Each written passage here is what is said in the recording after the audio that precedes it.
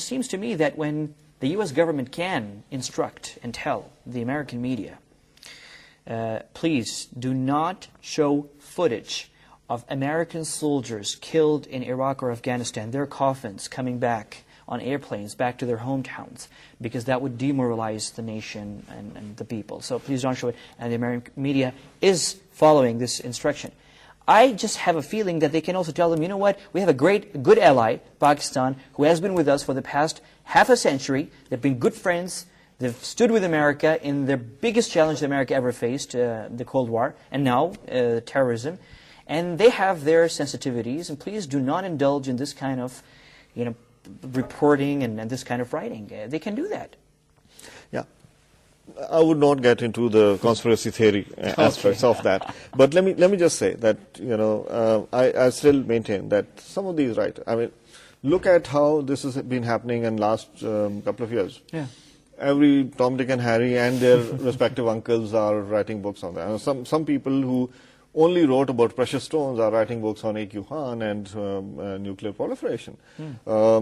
This is good money. You go to a publisher, yeah, it sells. A good recipe to nuclear weapons, Pakistan, extremism, put it in a broth and, comes out a book. Okay. So that's how it goes. No, I understand that. Okay, one more interesting question. Does everyone concerned in the region understand the consequences of trying to attack our strategic assets?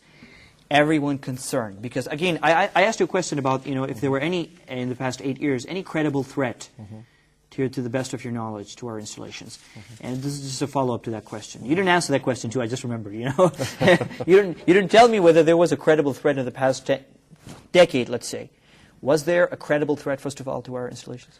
No, we have. We are very sure of our system. That's what I told you then, and that's there was what I'm not. telling you Yeah, now. okay, There good. hasn't been. Good. Yeah. So does everyone concerned, and I'm referring here not only to non-state actors, I'm also referring to states, countries.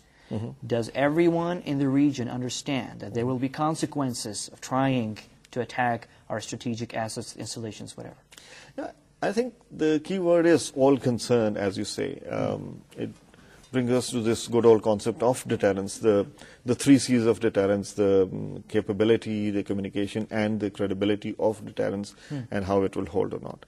But let me just say it in plain simple words. Those who have hostile intent would know that any endeavor to attack in any way Pakistan will not succeed, and it will be absolutely disastrous. And that is something that has to be understood.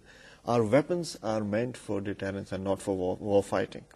But if that is something that we have to completely understand, that we have the capability to deal with any threat that comes to us. Okay. I have a short and simple message. Sure, yeah. So we will respond if we are attacked. Simple as that. My message is, don't mess with us. Okay, good.